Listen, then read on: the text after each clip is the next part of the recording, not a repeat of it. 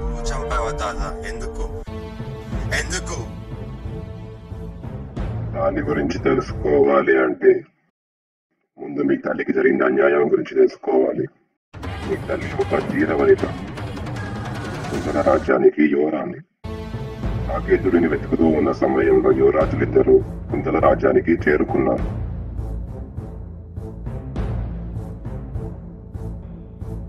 ఇద్దరు యువరాణిపై మనసు పడ్డారు. కానీ రాకుమారి మీ తండ్రి గారినే ఇష్టపడింది. ఆ తరువాత యువరాజులు సింగారం దొంగల కోటకు చేరుకున్నారు. కాలకేయులతో యుద్ధం జరిగింది.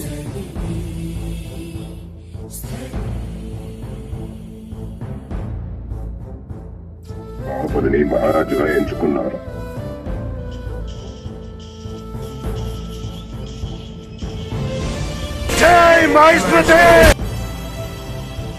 పట్టాభిషేకం జరిగేలోగా ఘోరం జరిగిపోయింది.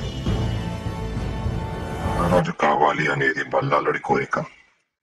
ప్రతి మనిషికి కొన్ని బలహీనతలు ఉన్నట్టే బాహుబలికి మీ తల్లిగారిని కలిసే వరకు ఉండే అలవాట్లను బల్లాలుడు ఎత్తి చూపాడు.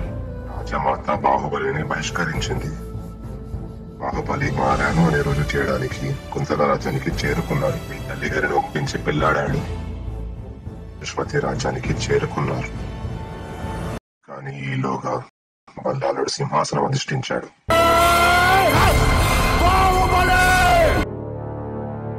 సింహాసనం ఎవరికి దక్కుతుంది అని తేలేలోగా రాజ్యానికి మరోసారి కాలికేయుల నుంచి ముప్పు వాగిల్లింది.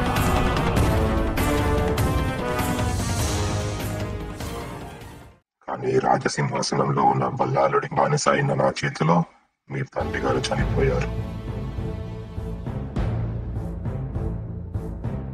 బల్లాలుడు దేవసేన తనకు దక్కలేదు అనే కోపంతో కలంకిత అనే అపవాద వేసి బంధించాడు.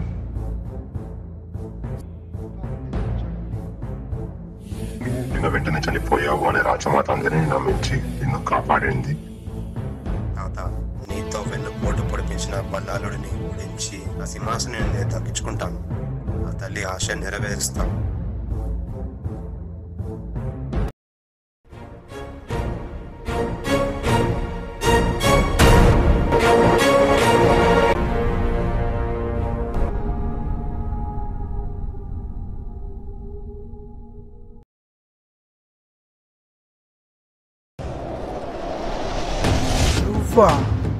నేనే బ్రతికే ఉన్నా. పాదాలను వంచి చేజెక్కుతున్న సింహాసనాన్ని తిరిగి ధర్మయుద్ధంలోనే దక్కించుకుంటా. నా తల్లికి జరిగిన కిరాతకానికి ప్రతీకారం తీర్చుకుంటా. మోసమా? మేము మీకు మోసం చేశామా?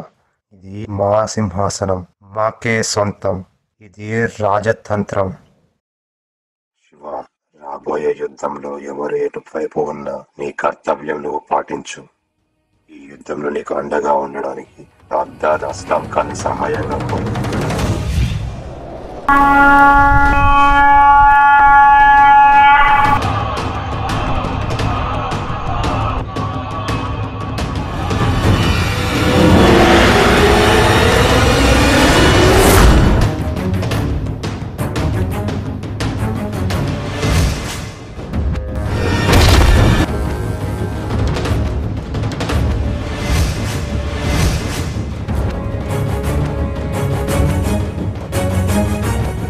శివ,